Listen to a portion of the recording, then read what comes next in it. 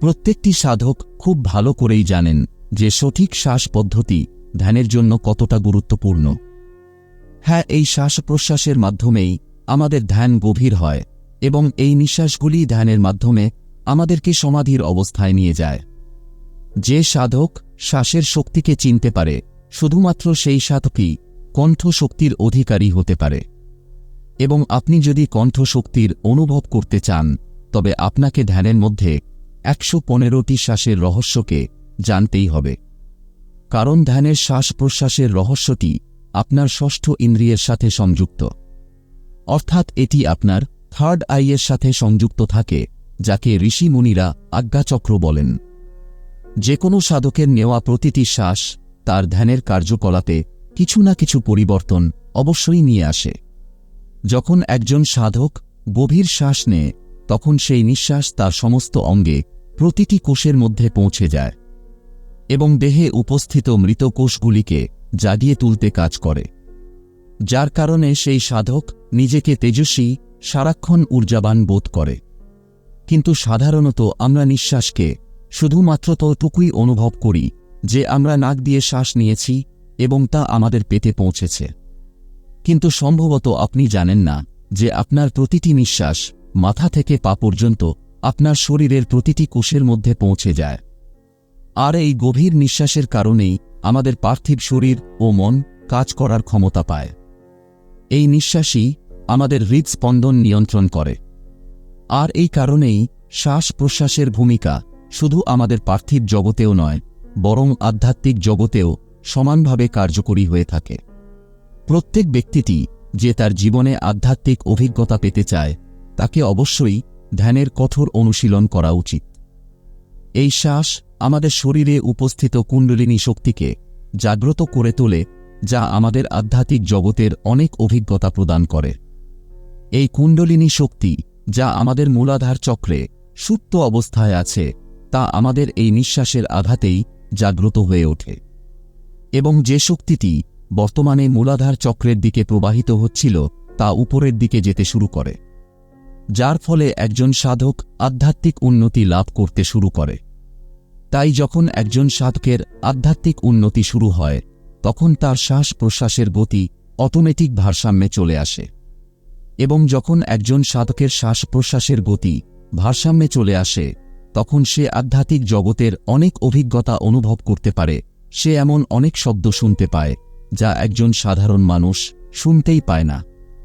যদিও আমাদের পার্থিব শরীর প্রধানত 3টি নাড়ির উপর কাজ করে, কিন্তু আমাদের পার্থিব দেহে ৭২,০০০-টিরও বেশি নাড়ি রয়েছে, যা প্রতিটি অঙ্গ এবং প্রতিটি কোষে প্রাণের আকারে আমাদের শ্বাসকে পৌঁছে দেওয়ার কাজ করে। সেই নাড়িগুলি এতই সূক্ষ্ম যে আমরা কোনো যন্ত্রের সাহায্যে এদেরকে দেখতে পারি না। কিন্তু যদি এদেরকে আধ্যাত্মিক অনুশীলনের মাধ্যমে অনুভূত করা হয়, তবে আপনি আপনার শরীরের সেই প্রতিটি অঙ্গকে অনুভব করতে পারবেন, যা কোনো আধুনিক যন্ত্রের সাহায্যে দেখা যায় না। যখন আপনি শ্বাস নেন, তখন আপনি লক্ষ্য করে দেখবেন যে আপনার নাকের যে কোনো একটি ছিদ্রই কাজ করছে। হয় সেটি আপনার ডান নাকের ছিদ্র হবে, আর নয়তো সেটি বাম নাকের ছিদ্র হবে। কিন্তু এমনও একটি সময় আসে যখন ব্যক্তির শ্বাস স্থিতিশীল হয়ে যায়। আর এই অবিচলিত এবং ভারসাম্যপূর্ণ শ্বাসগুলি সাধকের সুষুম্না নাড়িকে জাগ্রত করে। এবং যখন আপনার সুষুম্না নাড়ি কাজ করতে শুরু করে, তখন আপনার নাকের উভয় ছিদ্র থেকেই সমানভাবে বাতাসের প্রবাহ দেখা যায়। এই উভয় নাসারন্ধ্র দিয়ে বাতাসের সমান প্রবাহ সাধকের মধ্যে জাগ্রত হওয়া আধ্যাত্মিক উন্নতির একটি প্রতিফলন মাত্র। আর উভয় নাসারন্ধ্রই যখন সক্রিয় হয়ে উঠবে, তখন বুঝে নেবেন যে যদি আপনি এখন ধ্যান করতে বসেন, তাহলে আপনার ধ্যান অবশ্যই সফল হবে। আমাদের শরীরের প্রধান নাড়িগুলি যাদের মাধ্যমে আমরা নিঃশ্বাস গ্রহণ করি, তা হল ইরা এবং পিঙ্গলা। ইরা নাড়ি আপনার নাকের বাম অংশ থেকে শুরু হয় এবং পিঙ্গলা নাড়ি আপনার নাকের ডান ছিদ্র থেকে শুরু হয়। এই দুটি নাড়ি আপনার মূলাধার চক্রের কাছে এসেই থেমে যায় এবং এখানেই এই দুটি নাড়ি তৃতীয় সুষুম্না নাড়ির সাথেও এসে মিলিত হয়। এবং খুব কম সাধকরাই এটা জানেন যে একজন ব্যক্তির মূলাধার চক্র তার কুণ্ডলিনী শক্তির বেস বা মূল ভিত্ত। এবং যখন সাধক গভীরভাবে শ্বাস নেয়, তখন এই গভীর নিঃশ্বাসের মাধ্যমে সে তার ঘুমন্ত কুণ্ডলিনী শক্তিকে জাগ্রত করে ফেলে। এবং এই গভীর ধ্যান একজন সাধককে ধ্যান সমাধির দিকেও নিয়ে যায়। তাই যে কোনো সাধক যিনি ধ্যানের প্রাথমিক অবস্থায় আছেন তাকে কেবল তার নিঃশ্বাস প্রশ্বাসের দিকেই মনোযোগ দিতে হবে এবং তার নিঃশ্বাসকে আরও গভীর অর্থাৎ তার নাভি পর্যন্ত নিতে হবে। যখন তিনি এই গভীর নিঃশ্বাসটিকে নাভি পর্যন্ত নিয়ে যাবেন তখন তিনি তার কুণ্ডলিনী শক্তিকে উপরের দিকে বাড়াতে পারেন। আপনি যদি এই ১১৫টি শ্বাসকে আপনার নাভি স্থান পর্যন্ত নিয়ে যেতে সক্ষম হন তবে আপনার গলায় উপস্থিত চক্রটিও সমানভাবে প্রভাবিত হয়, যাকে বিশুদ্ধি চক্র বলা হয়। এবং যখন এই বিশুদ্ধি চক্র সক্রিয় হয়ে ওঠে তখন আপনি প্রকৃত অর্থে ভারসাম্যপূর্ণ হয়ে ওঠেন। তারপর থেকেই আপনি আপনার জীবনের ঘটনাগুলির উপর একটি ভারসাম্যপূর্ণ দৃষ্টিভঙ্গি পান। আপনি আরও শান্তিপূর্ণভাবে আপনার আবেগ এবং আপনার জীবনের চ্যালেঞ্জগুলিকে মোকাবেলা করতে পারেন।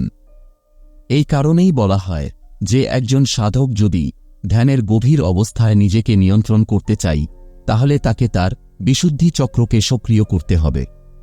হ্যাঁ, এই বিশুদ্ধি চক্র কোনো সাধারণ চক্র কিন্তু নয়। এটি আপনাকে যে কোনো পরিস্থিতিতে শান্ত এবং একাগ্র রাখতে বিশেষভাবে সাহায্য করে।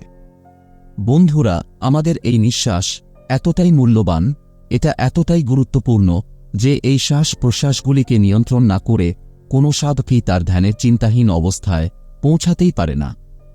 যে কোনো ধ্যান করার আগে আপনার জন্য সেই ধ্যানের চূড়ান্ত অবস্থাকে জেনে নেওয়া খুবই প্রয়োজনীয় হয়ে থাকে। ধ্যানে প্রবেশ করার অর্থ হল এটাই যে আপনাকে এই জগতের বস্তুগত সুখ এবং বেদনা উভয় থেকেই বিচ্ছিন্ন হতে হবে। যেদিন আপনি আপনার সুখ এবং দুঃখ উভয় থেকে নিজেকে সম্পূর্ণ আলাদা করবেন সেদিন থেকেই বুঝবেন যে আপনার মনোযোগ পরম তত্ত্ব এবং পরম ঈশ্বরের দিকে অগ্রসর হতে শুরু করেছে। আজকের এই ধ্যান সাধনা খুবই গুরুত্বপূর্ণ হতে চলেছে তাদের জন্য যারা প্রতিদিন অনেক মানসিক চাপের মধ্যে দিয়ে যান, যাদের কাজের চাপ অনেক বেশি। তাই সবার আগে জেনে নেওয়া যাক যে কিভাবে আমরা আমাদের বস্তুগত দুঃখ এবং সুখ থেকে দূরে থাকতে পারি। যে কোনো ধ্যান অনুশীলনে সফল হতে একজন ব্যক্তির জন্য চিন্তাহীন হওয়া খুবই গুরুত্বপূর্ণ, তবে আপনি কিন্তু যে কোনো উপায়েই চিন্তাহীন হতে পারবেন না। আপনি যদি ভাবছেন যে আপনি চিন্তাহীন হয়ে গেছেন তাহলে সেই সময়ও আপনি আপনার মনে একটি চিন্তার জন্ম দিয়ে ফেললেন। আপনি তখনই আপনার চিন্তাগুলিকে নিয়ন্ত্রণ করতে পারবেন যখন আপনি আপনার মনকে বোকা বানানো শুরু করবেন। অন্যথায় এই মন আপনাকেই বোকা বানাতে থাকবে বিভিন্ন ধরনের চিন্তায় এবং মনের মধ্যে বিভিন্ন ধরনের কামনায় আপনাকে লিপ্ত করতে থাকবে। যতক্ষণ না আপনার মনের প্রতি আপনার আসক্তি ভেঙে না যাচ্ছে আপনি ধ্যানের কোনো প্রক্রিয়ায় সফল হতে পারবেন না। তাই ধ্যানের প্রথম শর্তটি হল আপনি চিন্তাশূন্য হয়ে যান। আর আপনি তখনই একমাত্র চিন্তাহীন হতে পারবেন যখন আপনি নিজেই একজন দ্রষ্টা হয়ে উঠবেন। অর্থাৎ ধ্যানের গভীরতায় আপনি একজন সাক্ষী হয়ে নিজেকে দূর থেকে পর্যবেক্ষণ করেন। এবং যখন আপনি এই অবস্থায় পৌঁছাবেন তখন আপনি দেখতে পাবেন যে আপনার মনে কত রকম পরিবর্তন ঘটছে। এই পরিবর্তন আপনার মনে অনিয়ন্ত্রিতভাবে চিন্তা আসাকে বন্ধ করে।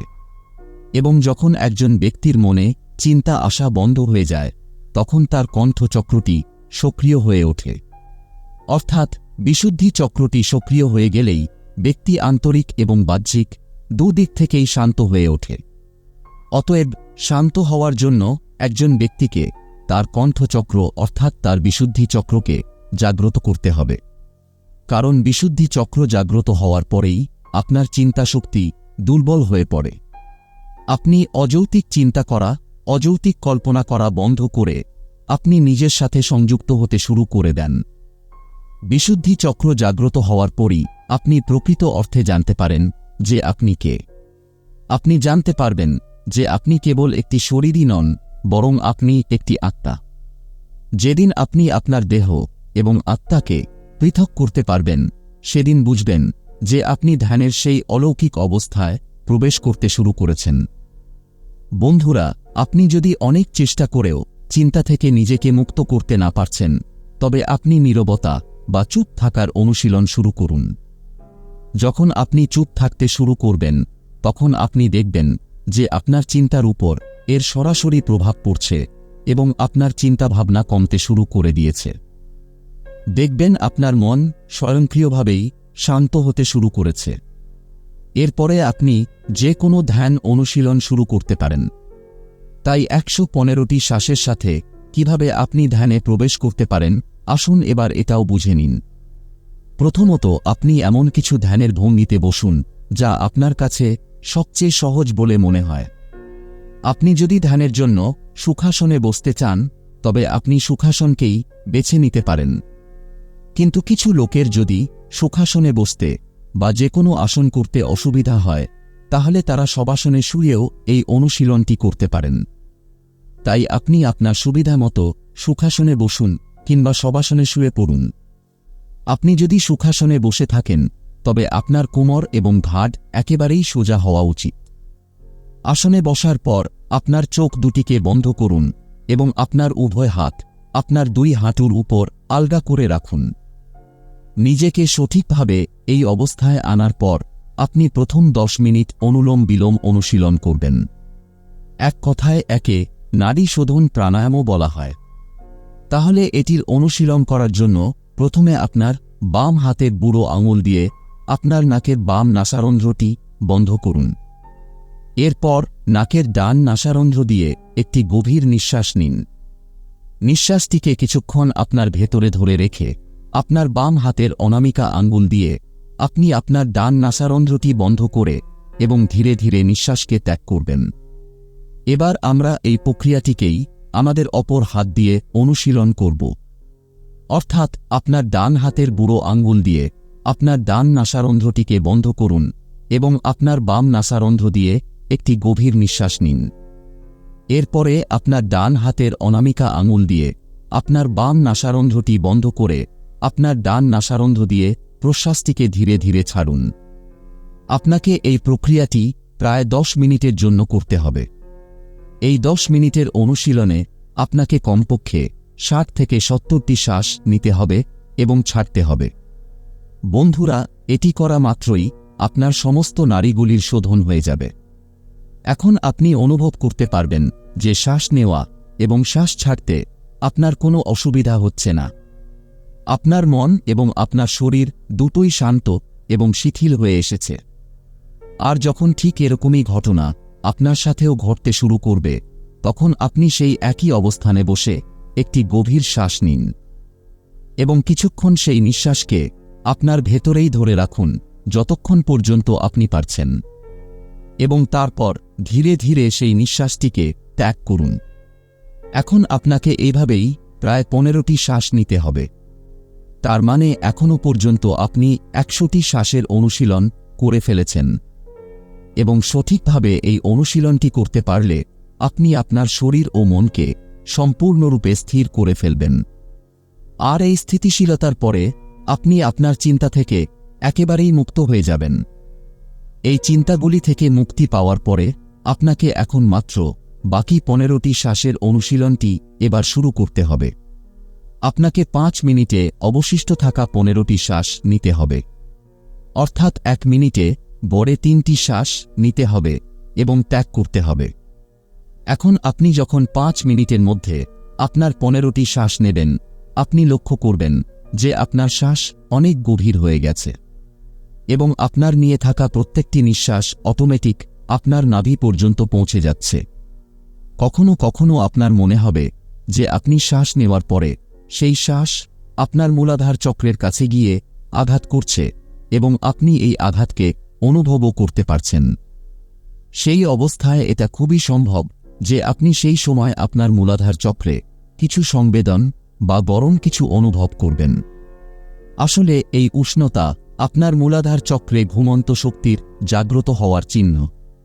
তো বন্ধুরা, এভাবে আপনিও এই অনুশীলনটি করতে পারেন এবং অনুশীলনের সময় আপনার যেরকম অভিজ্ঞতাই হোক না কেন নিচের কমেন্ট বক্সে লিখে জানাতে ভুলবেন না। আমি আমার পরবর্তী কোনো একটি ভিডিওতে এটি সম্পর্কে আরও বিস্তারিতভাবে কথা বলবো, তবে এর জন্য একমাত্র শর্তটি হল আপনি আপনার মূল্যবান মন্তব্যটিকে আমাদের সাথে শেয়ার করতে ভুলবেন না। ধন্যবাদ।